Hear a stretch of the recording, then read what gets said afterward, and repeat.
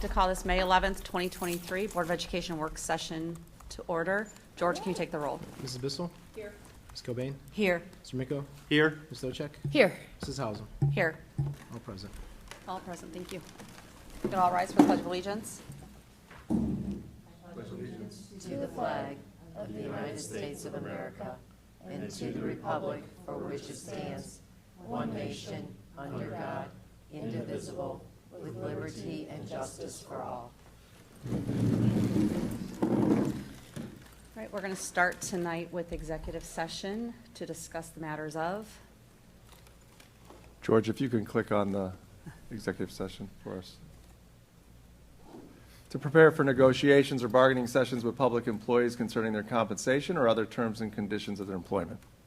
Do I have a motion? So moved. Do I have a second? Second. Motion by Ms. Stavcek, second by Mrs. Kilbane. Any discussion? Hearing none. George, can you take the roll? Ms. Docek? Yes. Ms. Cobain? Yes. Mr. Miko? Yes. Mrs. Hausen? Yes. Mrs. Bissell? Yes.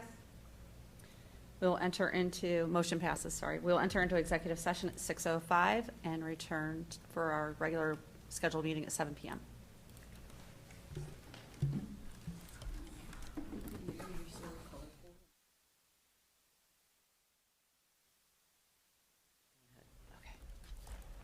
All right, we will resume public session at 7:04 p.m.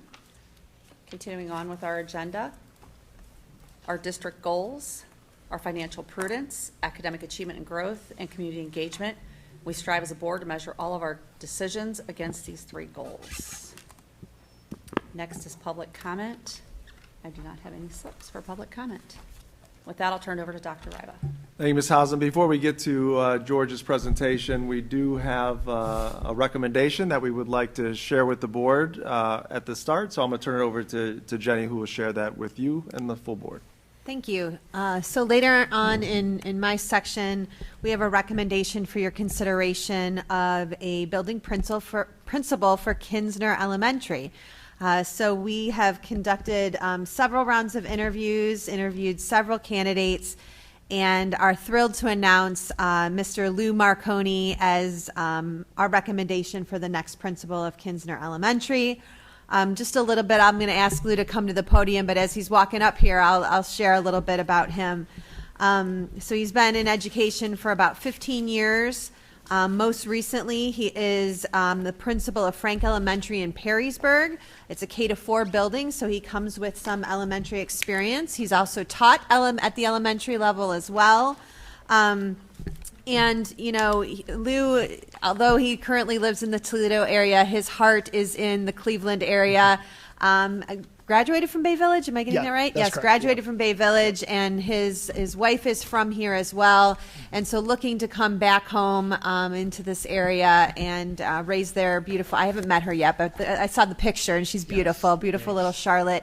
And looking to come back to this area and join our team here in Strongsville. So very excited, Lou. It was a pleasure to get to know you throughout the process. Excited to get to know you even more as you are welcomed here in Strongsville. So I'll let you kind of just say hello to the group and introduce yourself a little bit. Wonderful. Well, thank you everybody for having me. My name is Lou Marconi.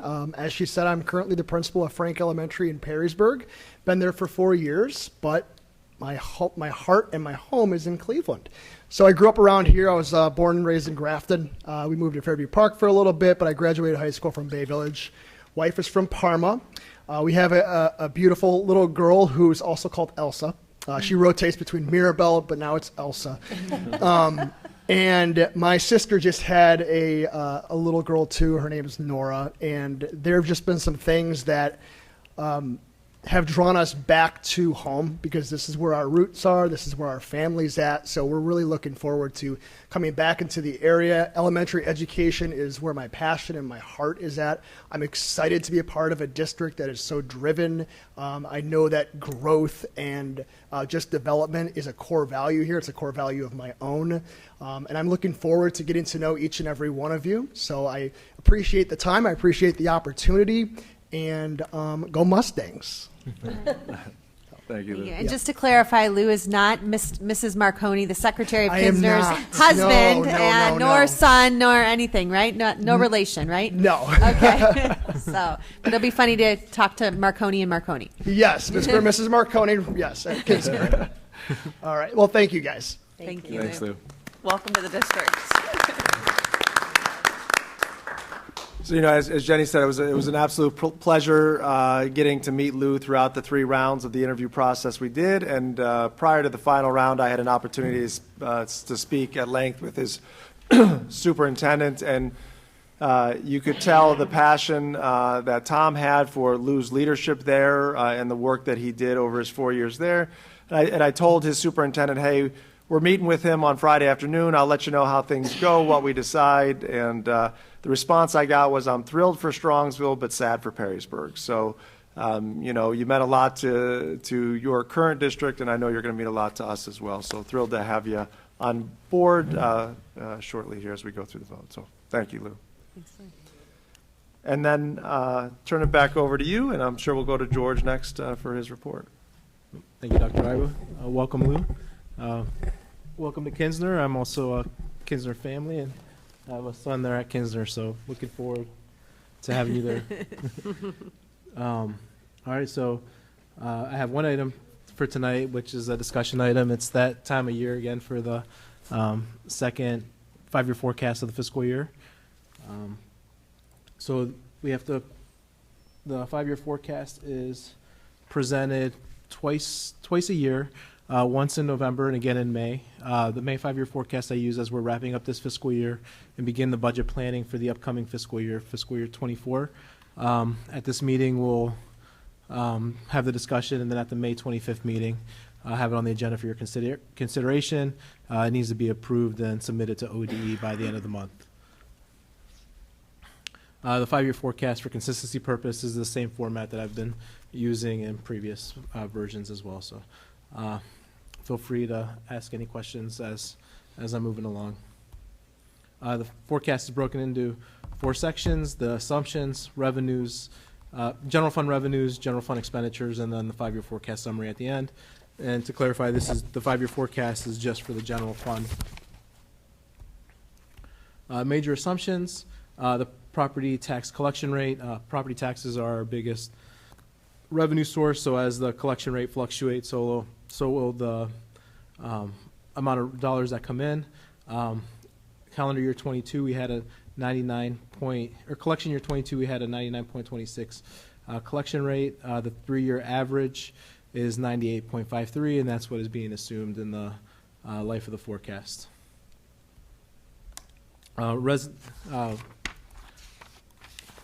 Property valuations. Calendar year 23, this is the most recent year. We received these numbers in December and used it for our tax budget. From 22 to 23, we saw about a 0.48 increase in residential values and a 1% increase in commercial values. The November forecast assumed a 0.82% increase in residential and a 0.23% increase in commercial. So we were slightly under in comparison to the November forecast. Residentials were slightly less, while commercials were slightly higher. And then also the public utility. For the collection year, we were kind of right on. We averaged about a 6.4 annual increase, and then the values increased by 0.639. So the forecast still assumes a 6.4 increase in public utility, as that's been the historical average. In collection year 22, this was the 3-year update, which was a 15% increase from the prior year. It was one of the biggest increases in recent history. And then in collection year 25, the values are updated every 3 years. So this assumes a 3-year increase, which is based on historical increases. So in a couple years, we'll see how that pans out. But that's how the taxes are levied and the millage rates are adjusted. The millage effective rates are adjusted based on valuations. Continue on in collection year, in fiscal year 22, You'll see tax revenues were slightly less due to the mall settlement. I keep that in there just to show when someone's looking at the financial forecast to see if tax revenues, why do they go down in 22 and then back up in 23. So that is the reason why we had a large refund at that time. And then also we have 2 renewal levies. The May 2019 levy that expires at the end of this tax year, and collections will run through December 31st, 2024, unless renewed. And then in November 2021, the 5-year 6 mil levy was renewed beginning in 2023, and then the forecast assumes that the tax levy will expire in tax year 2026 and collection year 2027. State funding, beginning with fiscal year 22, which was last fiscal year, in the 22-23 biennium budget, the fair school funding formula was introduced.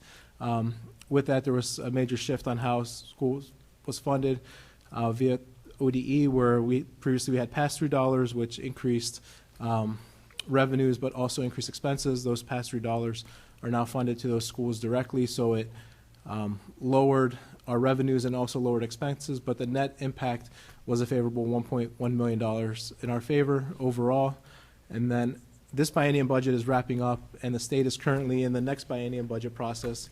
So the forecast assumes what we know now. There is several back and forth with the House proposal. So the forecast assumes, based on the governor's proposal, whereas the fair school funding plan would continue, it would be funded at the same 2018 base cost calculations.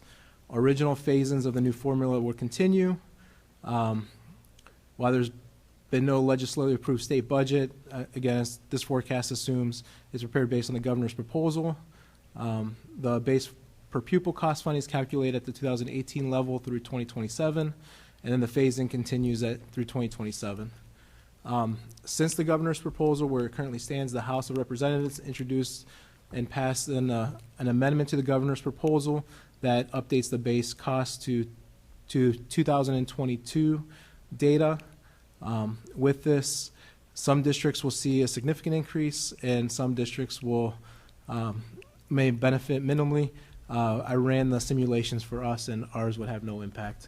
And it's based on, there's still a guarantee, and we're still considered a guaranteed district. So for us, we would have no impact to that change. But as the state's budget process is going on, it goes through the different chambers, the House, the Senate, and then back to the governor. They have to have a approved budget by June 30th. So closer to June 30th, we'll find out what the actual funding formula would be. But in either case, it looks like our state funding formula would be minimally about the same. With the state funding with the new funding formula, it did shift some dollars from unrestricted to restricted dollars, such as success and wellness. For this fiscal year is $223,000. The career tech at $18,000, disadvantage $46,000, gifted at $192,000, for a total of $481,000. These restricted amounts go down each year. However, we do not lose the funding. They just get shifted to the unrestricted bucket.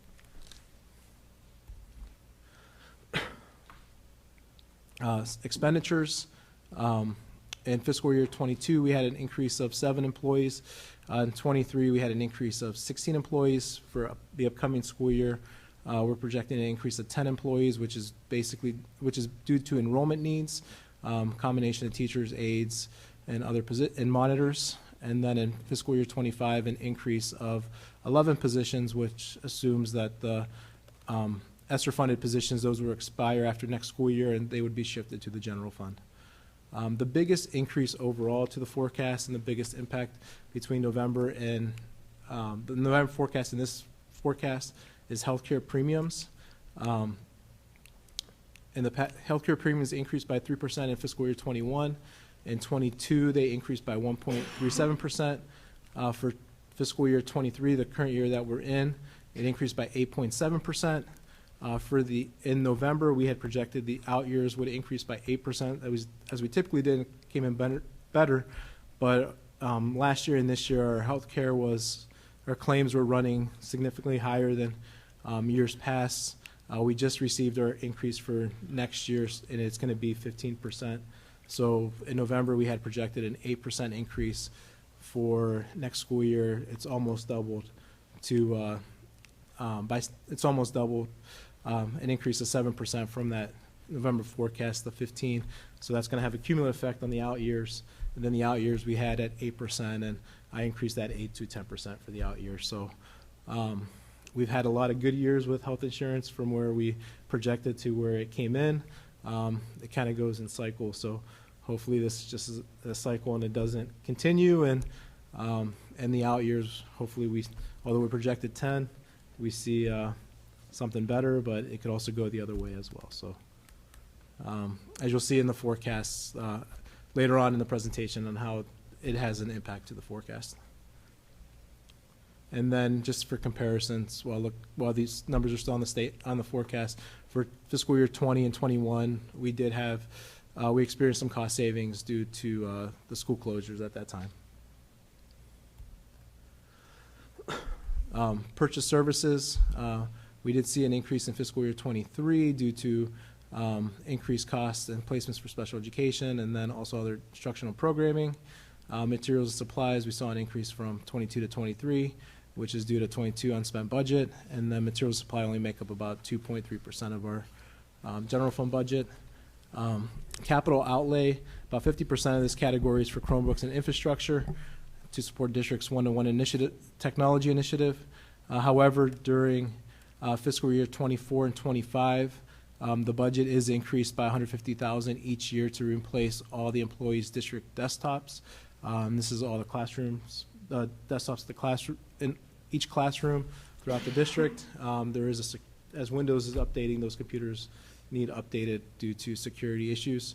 And then also during fiscal year 24, the technology budget is increasing for another $110,000 to upgrade the district's infrastructure for wireless with the switches. So those are one-time increases for those years, and then they'll come off in the following years. And then these are just reference points that I continue in the in the slides, just if anyone has on how we spent, although these aren't general fund expenditures, these are our ESSER expenditures for the last 3 years. So I'm not going to go through them as they've been historical, but they're just reference points for anyone looking at the slides. And then continuing our ESSER funding for next year, Dr. Ira has presented this at a previous board meeting. As we're looking to maximize our ESSER funds, 2 things that were moved to the general fund and included in the forecast this year was the elementary extracurriculars, and then also the 0.5 preschool RTI intervention aid, or teacher, I mean. So before I go into revenues, any questions so far? All right. So revenues, where money comes from.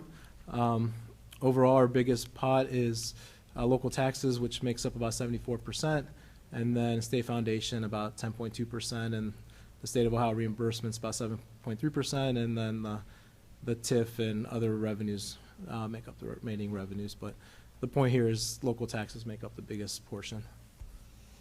Local taxes, this year we're collecting $61.2 million, and then 2024 forecasting a little slightly less, about 60.4, and had mainly due to the collection split for this first half collection of the calendar year, where it was about 54%. So still the same dollars collected. It's just we're on a fiscal year while the county's collecting on a calendar year, which kind of overlap 2 fiscal years. Public utility, these are increasing based on the valuations of the 6.4% increase. With the public utility valuations, those are not subject to an effective rate. So as those values increase, so do those tax dollars as well. State aid unrestricted for this year, we're forecasting about fiscal year 2023 about 8.5 million, and then next year about 8.7 million due to additional funding through the state funding formula that are outside of the guarantee that we should receive, based on current simulations. Unrestricted, as you see, it's declining, but that decline is also going into the unrestricted, which makes up a little bit of that increase in the unrestricted. Property tax allocation, that's the homestead and rollback credit that is reduced off of homeowners' tax bills. That's reimbursed back by the state, and that's pretty consistent. Other revenues, in 2023, we collected about we're estimated to collect about $7 million in other revenues. Next fiscal year is slightly less, about 6.1. And the biggest decrease is two factors. For one is interest income. We're projecting this year about 1.6 million. Next year is about 1 million.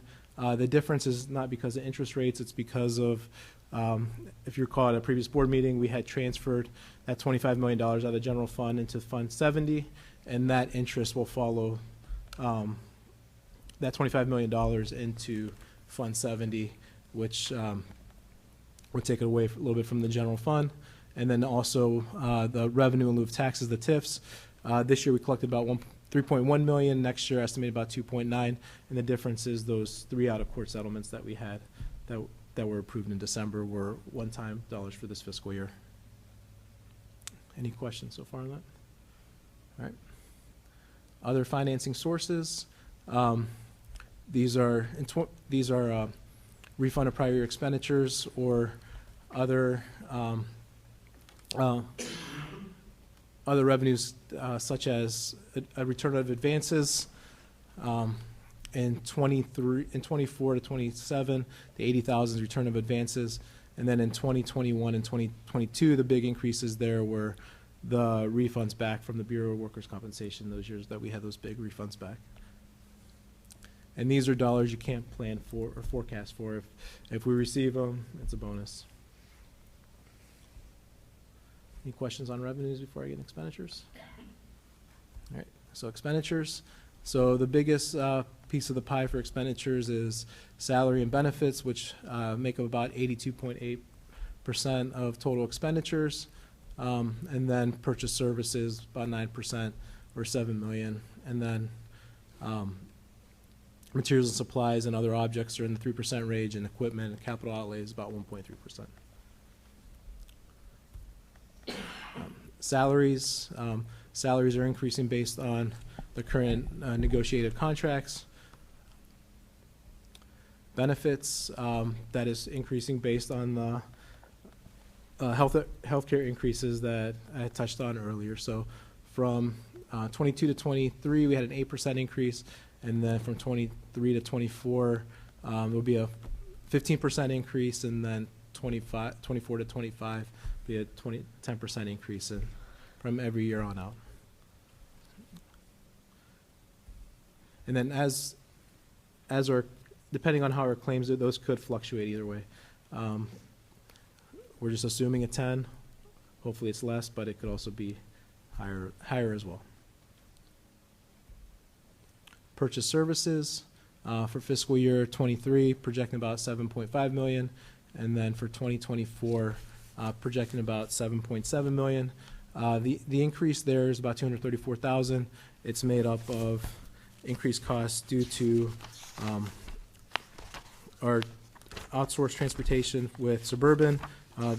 We've been transporting more kids through them, so that's increased costs by around 80,000.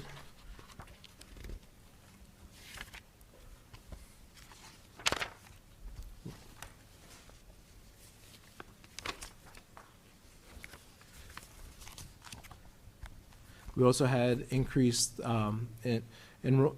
increased costs for outplacement students into the facilities that were approved, and then also it includes the modular unit that was approved at a recent board meeting as well.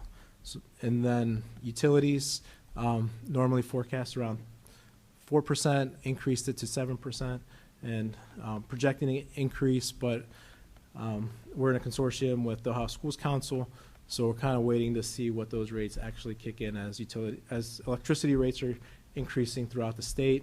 Once we receive our actual rates, we might have to revisit this in the November forecast.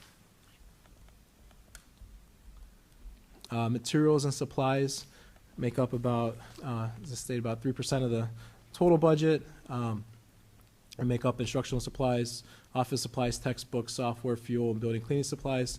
Where you see the spike in 2024, the textbook budget's about $476,000 annually. And talking with Erin, this year she's going to save $200,000 based on not doing a textbook adoption, but she's going to do it next year. They're doing a larger textbook adoption next year, so we're taking that $200,000 that she's not spending next year, adding it to next year's budget where you see the increase in 2024, and then reducing it back down in 2025.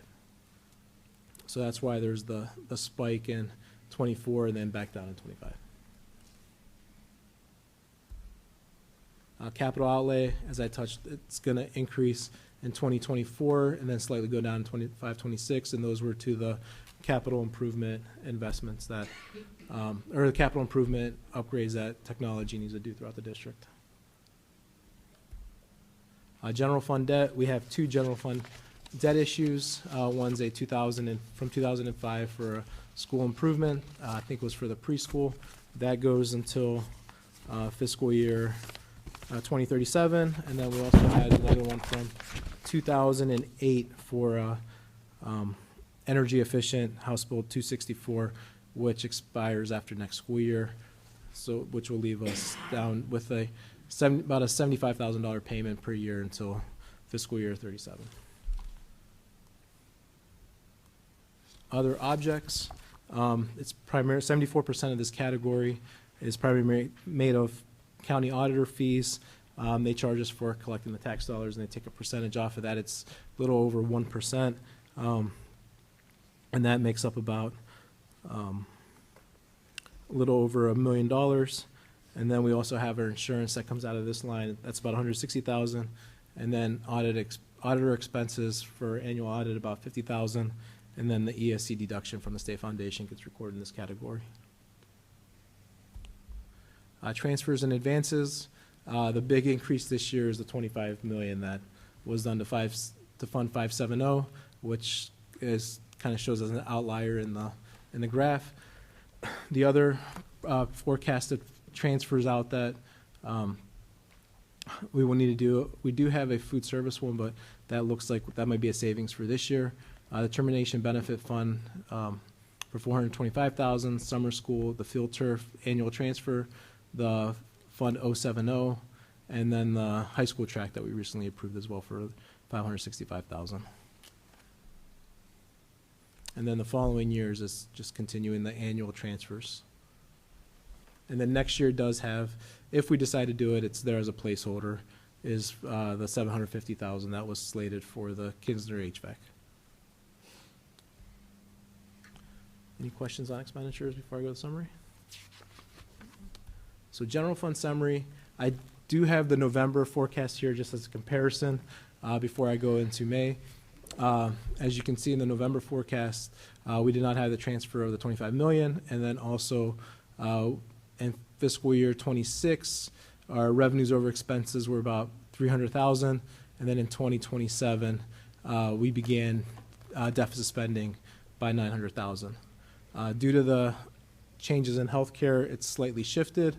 What I wanted to show is these next two graphs are just changes between the November forecast and the May forecast. First, for revenues,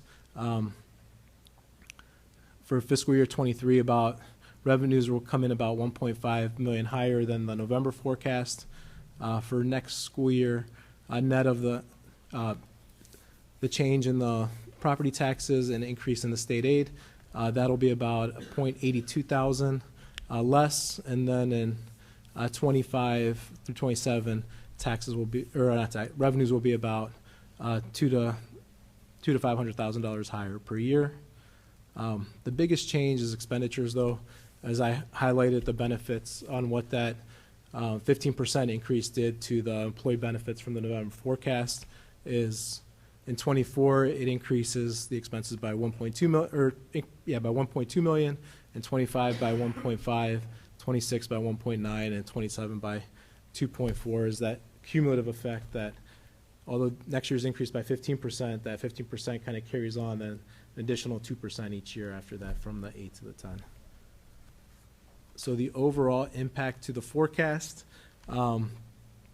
is it pushed up the deficit spending by one fiscal year, where this was a positive 300,000. This is now a negative 1.4, and this year is a negative $3 million. This assumes that the levies, this scenario assumes that the levies are passed, but when we present it to the state, we have to show it this fashion with renewal levies coming out of the bottom, or coming out of the revenues and then added back in the bottom.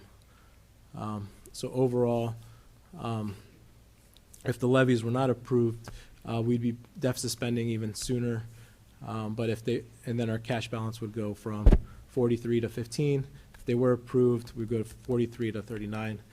And we'd still be within our cash balance policy that we had approved a few months ago. With that, any questions?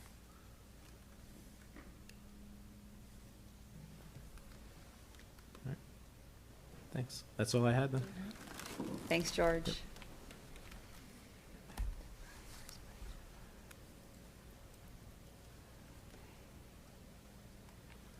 All right, turn it over to you, Dr. Iba.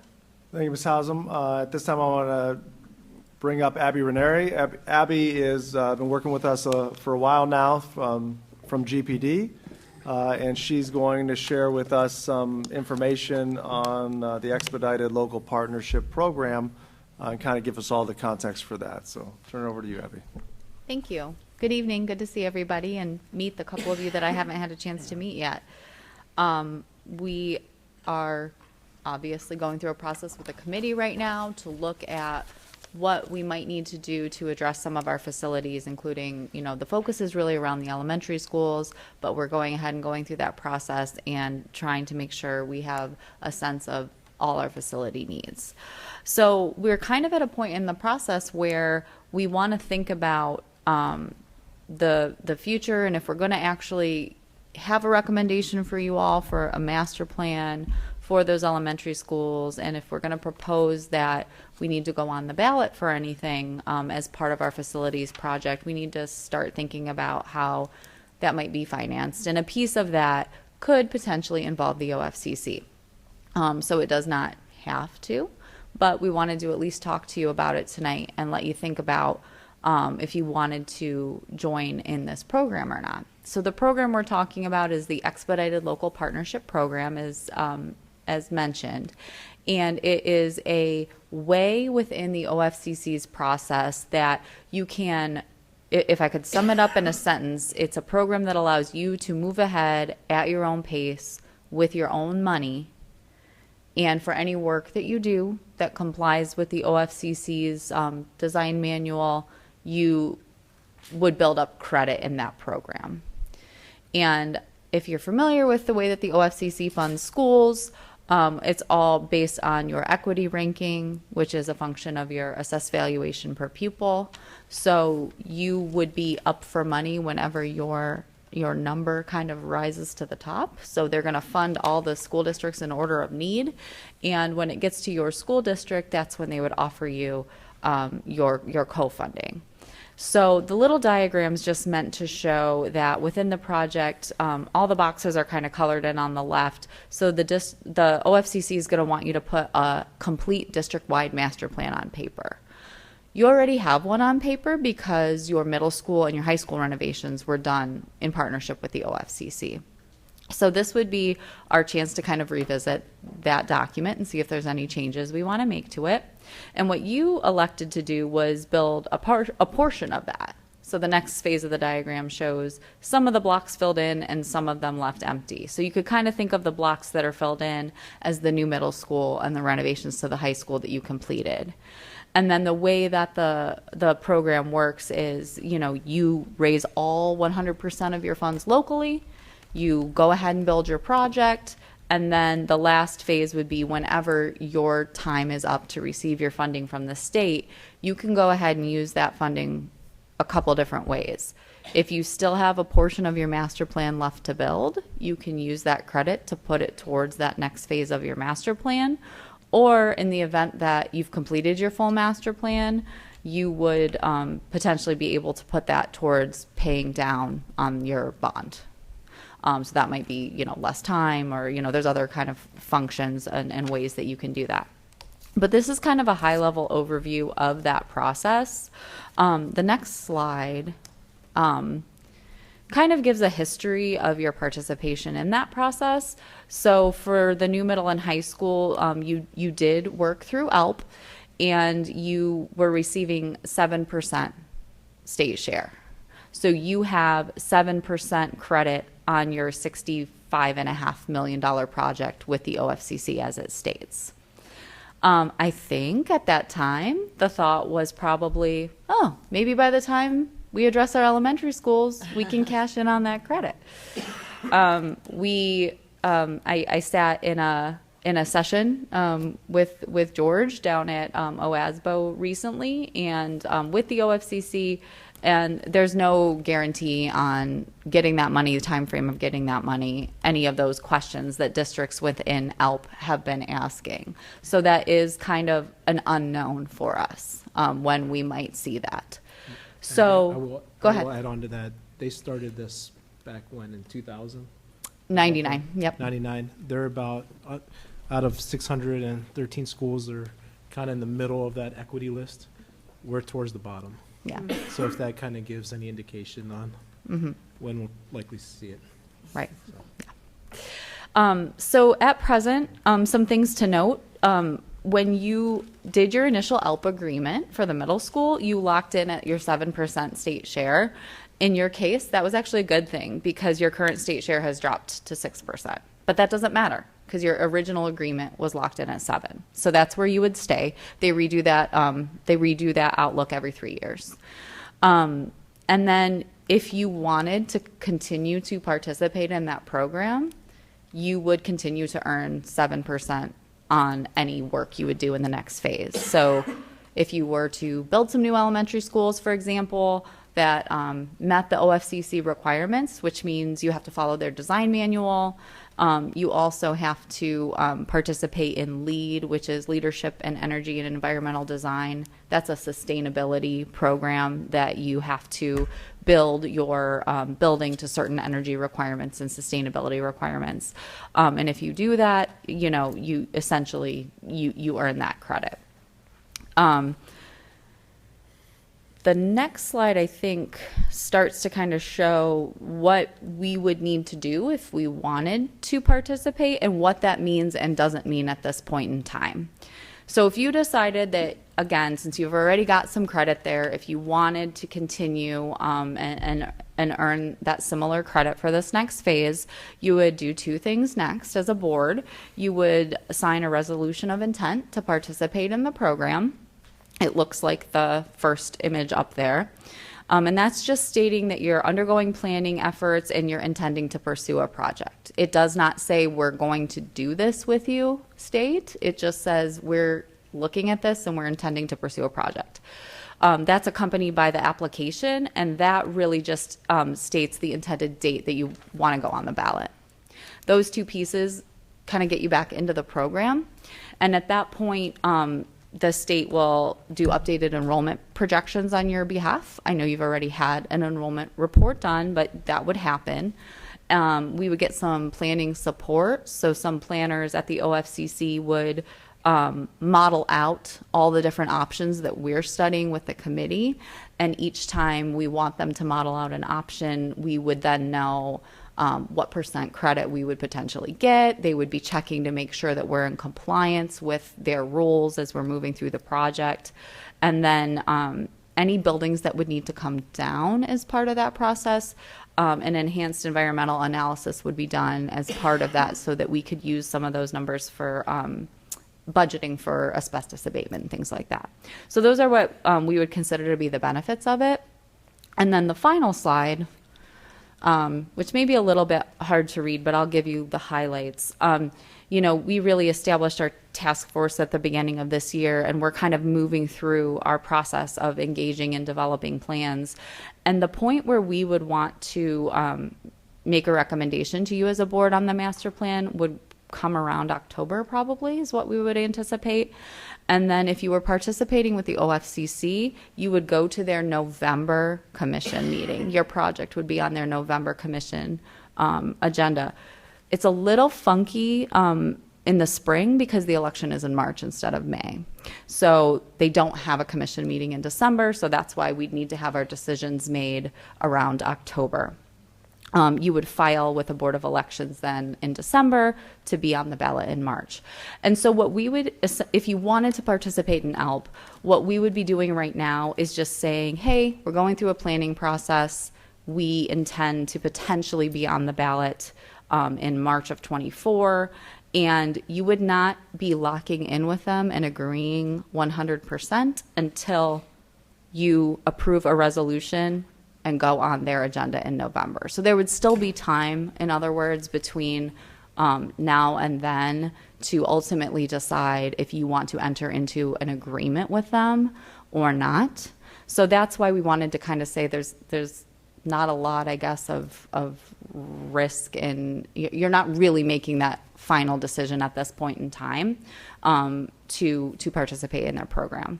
So we wanted you to be aware of it, because if we wait much longer, we're not going to really reap some of those benefits, and it's going to be, I think, a little bit harder for us to get on the same page with them in time for November. So we wanted you to have a little bit of time to consider it and ask some questions, and then determine if you would want to take the next steps at your next meeting to go ahead and approve your resolution. So that's kind of my spiel, but I am happy to answer any questions that you might have. You mentioned benefits of the program. What are the drawbacks? Sure. So I think what's considered the drawbacks would be like uncertainty on like if and when you might ever see this money, and maybe we don't even want to bother with it. If you ultimately engage with them, and that would mean in November enter into an agreement with them for the project, then at that point you would be bound to their design manual is the biggest thing. The design manual is full of a lot of things that we would just generally consider good design and construction practice, but you wouldn't have to do any of that lead requirement. You wouldn't have to do that. And I think generally when we're thinking about the cost to do some of that additional stuff versus not do some of that additional stuff, it can be like a 3 to 6% increase potentially to the project because of some of the requirements they're having you do. So at that point you compare that, to your 7 and you think. So you're probably right at that point where, there's a consideration of would we want to participate or not. But really, if you would consider any of that a drawback, it would be kind of the regulations that they set forth within that design manual. So like, I'll give you a couple examples even. There's a requirement about the percentage of metal panel you could have on the outside of your building versus brick. That's one tiny example, but they have a huge kind of design manual that we then follow as part of the process. So I think that's what some people consider the drawbacks. Abby, I'm trying to remember back to the middle school project. I know there were aspects of the middle school project that weren't part of the dollars that were calculated. Yeah. So are there things where you can say, yes, that the manual is nice, but we're going to do our own thing and we just won't get credit for that? Or are you bound by the manual? That's what I can't remember. You are bound by the manual for anything that would be considered like regular academic space. Okay. But for example, if you wanted to do upgrades to a stadium or do a performing arts center, Yeah, that's what it or was, pre-K, expanding, like they don't co-fund, they co-fund like a tiny amount of pre-K space, but not the full amount that a district usually needs. So any of that stuff that's going to start to fall outside of what they would co-fund, you can do whatever you wish with. But you couldn't, if you were, as an example, if you were going to build 3 elementary schools, you couldn't say, we want to do these 2 with you, but not this one. That wouldn't work. Or if as an example, if it said, hey, classrooms must be no bigger than 1,000 square feet, and we said we want 1,300 square feet classrooms, we couldn't do that. So they've gotten a lot more flexible since the middle school with that example Okay. in particular. They're really allowing us to do more of the student-centered learning design. So we now have a lot more flexibility on sizes of classrooms and Okay. things of that nature. They're going to co-fund like a maximum amount per student. And then if we feel like we need more than that, then that's where they don't co-fund that difference. Gotcha. So it's always going to be based off of, it's pretty simple as far as they're concerned. It's number of students in the enrollment projection times the square foot per student gives you the amount of square footage that they'll co-fund. Thank you. Mhm. Any other questions for Abby? What is our next deadline to consider? I would say if you're wanting to participate in the program, we would really reap the most benefits from it from a planning standpoint, probably within the next month or so. When we did the middle school, I think the percentages and the reality made more sense. I think we're going to need to drill down on what the additional costs are much more rigorously. We're at that point when you say it's 6% increase to the costs, Yeah. potentially. Range, yeah. And we're looking at 7%, but we don't know when. And then we throw in interest return. I think we're going to have to spend a lot more time saying, are we better off saving that 6% and not joining the program? Because if it's going to take us 10 to 15 years to get the 7% back, I'd rather invest that money now and potentially have a bigger pot over that period of time. And I think we're going to have to take a look at it a little more closely than when we did the middle school. The dynamics, I think the percentages weren't as bad. And the 7% seemed, just doing the math, the 7% was, hey, let's bank that. It's not going to increase our costs so much that it's, it doesn't matter. It did matter Right. with the middle school. But Yeah. if the money keeps on getting pushed out, they're not adding an interest factor that I'm aware of to that money, or are they? Well, to that point, Rich, with interest, most likely if we issue bonds, they're going to be tax-free bonds.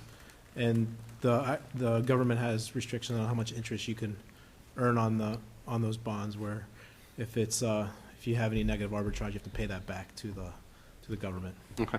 So just know that there's Yeah, I still mean, either interest way, to I earn, think but we're going to have to look at it much more Mm-hmm. closely, because the numbers are too close for Yeah. us to just say, let's do it. The other thing that I should mention is, while you're locked into your percentage, you're not locked into your enrollment. So if your enrollment goes up, they're going to co-fund you for more square footage, or you're going to get more dollars from them. So that's the other piece where you're not, and the converse is true as well. If you were to suddenly lose a bunch of enrollment. So that percentage is always going to be on the enrollment at the time that you're eligible for your funding. And then one other thing I'll just add is that another, I think, benefit of having them help kind of throughout the planning process is they're going to, based on what plan we end up with, that might affect the amount of co-funding. For example, if you wanted to build 8 elementary schools versus, maybe 2 elementary schools, at a certain point, they're going to say, that's such an inefficient plan that they're going to only co-fund you to a certain point based on how efficient your plan is as well. So the nice thing about this, what I'd call stepping into the program now, would be you would understand, on paper, a really good idea of how much of each plan they're going to co-fund, and then you've still got some time to make that decision, when that time comes in towards the fall. Yeah, So the way you something- explained it, it seems like it makes sense to continue in the program, but at that last that time, moment of yeah. whether we're going to get married or not, we'll need to be ready to evaluate it. Sure. Sure. So Abby, is there a second part where the board would have to take action to say, okay, officially we're in after this initial resolution, or how does that work? No, once the resolution would be approved and the application is filled out, you're in. It's just that one resolution. So, But I thought you said, just for my own clarity, I thought you said like, hey, you could do that, but it doesn't obligate you, and then at this point in November, what is that phase where you would say to them, okay, we're serious, we want to? yeah.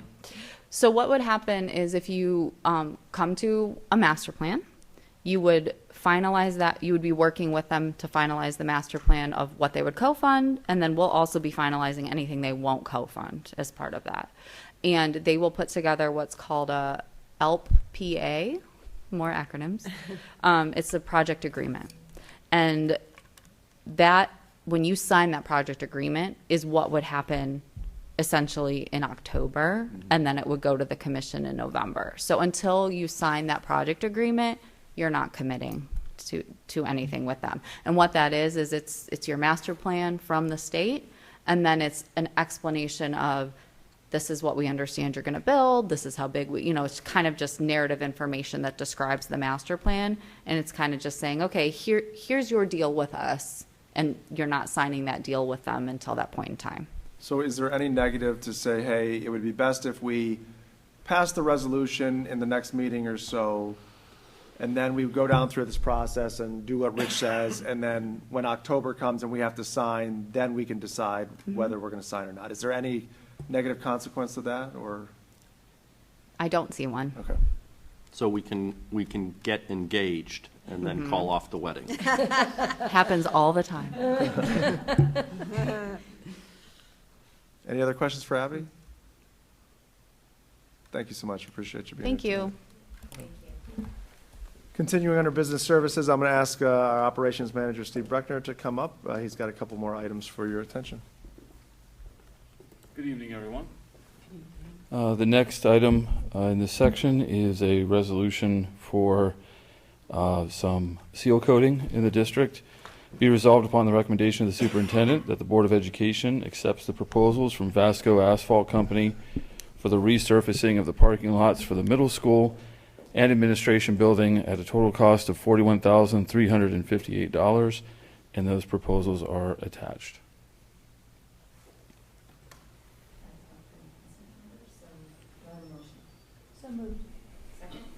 Second. Motion by Ms. Stavcek, second by Mrs. Kilbane. Any discussion? I'm assuming our blacktop is on a schedule. This fits into that schedule. So all the other elementary schools are ahead of the admin building as far as the schedule is concerned? Correct. Everything's pretty much in a 3-year cycle with some variation here and there. But every 3 years we address whether that addressing is to mill down a couple inches, a full depth replacement, or seal coating. But by seal coating, we're extending the life of our investment. Thanks, Steve. Any other questions, comments? All right, George, take the roll. Ms. Stavcek? Yes. Ms. Cobain? Yes. Mr. Miko? Yes. Mrs. Hausum? Yes. Mrs. Bissell? Yes. Motion carries. The next item is the mobile classroom lease agreement. Be resolved upon the recommendation of the superintendent that the Board of Education approves the awarded 4-year lease agreement for a mobile classroom for Chapman Elementary with William Scotsman Incorporated at a total cost of $169,478.46. Funding to be from the Permanent Improvement Fund, and the lease agreement is attached. This also requires a motion. Do I have a motion? So moved. Do I have a second? Second. Motion by Ms. Stavcek, second by Ms. Kilbane. Questions or comments? Got a lot of discussion over this one. Okay. Hearing none. George, can you take the roll? Yep. Ms. Stavcek? Yes. Ms. Cobain? Yes. Mr. Miko? Yes. Mrs. Hausum? Yes. Mrs. Bissell? Yes. Motion carries. Thank you, Steve. Thank you. We don't have anything up for curriculum or student services tonight, so I'll turn it over to Jenny with the Human Resource Report. Thank you. I have the following items for your consideration this evening. Under resignations, we have the resignations of 2 certificated staff members. Under retirement, we have the retirement of 1 certificated staff member. Number 3, retirement of a non-certificated staff member. Under 4, we have the abolishments of non-certificated positions. And number 5 is an appointment for our administrative staff. You met Mr. Marconi earlier. Again, just excited to get him on board. And that concludes my report. Any questions for Jenny? Finally, we do have one item under technology, and Dave will share that with you for this evening. Hello. So I have one item tonight for the AV technology equipment, an agreement with Royal Business Equipment for Epson 770 FI projectors out of the general fund. Be it resolved upon the recommendation of the superintendent that the Board of Education approves the purchase of 20 Epson BrightLink 770 FI ultra short throw projectors, wall mount, and interactive touch modules as additional and replacement equipment for district use. The total cost would be about $41,010. Any questions for Dave? Where are the new ones going? Right now, we are in the process of when the new ones come in, we've been putting them pod by pod in the middle school because our middle school has some of our oldest projectors. And then we've been repurposing those projectors to replace ones that are breaking down or in some of the other areas where we have older projectors too. Is this something we should consider annually as far as an amount, or is this, we have a lot of repairs to catch up on? It kind of varies. Right now, you know, during the pandemic, it would take us 10 to 14 months to get an order of 10 in. We did an order earlier this year, and it came in about a month and a half ago. So we're still having a supply chain issue with these. And also the ones that we ordered earlier this year have been discontinued, and this is a new model. So they're always changing things up too. So the idea is we have started the idea of buying some each year to help replace old devices, the ones that are failing on us for various reasons. But also, you know, with any possible elementary considerations coming up, that might be part of that as well. We might not have to replace as many out of this general fund. Any other questions for Dave? Thank you, Dave. With that concludes my report. Thank you. That brings us to the adoption of the consent calendar. Action by the Board of Education and adoption of consent calendar at this point of the agenda means that all items appearing in this agenda denote as type-action consent, which items constitute the consent calendar, are adopted by one single motion unless a member of the board or the superintendent requests that such items be removed from the consent calendar and voted upon separately. Do we have any items? Hearing none. Do I have a motion? So moved. Second? Second. Motion by Ms. Stavcek, second by Mrs. Kilbane. Any discussion? Hearing none, can you take the roll? Ms. Stochek? Yes. Mrs. Cobain? Yes. Mr. Miko? Yes. Mrs. Hausum? Yes. Mrs. Bissell? Yes. Motion carries. Next, Board of Education, other, miscellaneous. Does anyone have any other? All right. Just want to wish our seniors a happy last, I think they're actually done, right? No, I think he was. What, do they have one more day? Tomorrow. Well, Tomorrow. He was kind of making them go so they would stay out of trouble. Half day One tomorrow. more day for our seniors, so I want to wish them good luck. Classes. Yeah. Can't wait to see them all next Sunday on the football field for commencement. That'll be exciting. Pray for no rain. And praying for no rain. Looks good so far. I check every day. So do I. And our pre-K through 11, I think they're counting down. They still might be in double digits, but we're getting close. Yeah, close. So I just want to wish them all good luck these last couple weeks and stay out of trouble. Stay out of trouble. Have a nice prom. And a great prom tomorrow night. Yes, it's busy times. All right, we do have need for executive session to continue executive session to discuss. To consider the employment of a public employee and to prepare for negotiations or bargaining sessions with public employees concerning their compensation or other terms and conditions of their employment. Do I have a motion? So moved. Second. Second. Motion by Ms. Stavcek, second by Mrs. Kilbane. Any discussion or questions? Hearing none, George, take the roll. Ms. Stochek? Yes. Mrs. Cobain? Yes. Mr. Miko? Yes. Mrs. Hausum? Yes. And Mrs. Bissell? Yes. Motion carries. We do not see need to come back in for public session. We will enter into executive session at approximately 8:07. Everyone have a great night. You start?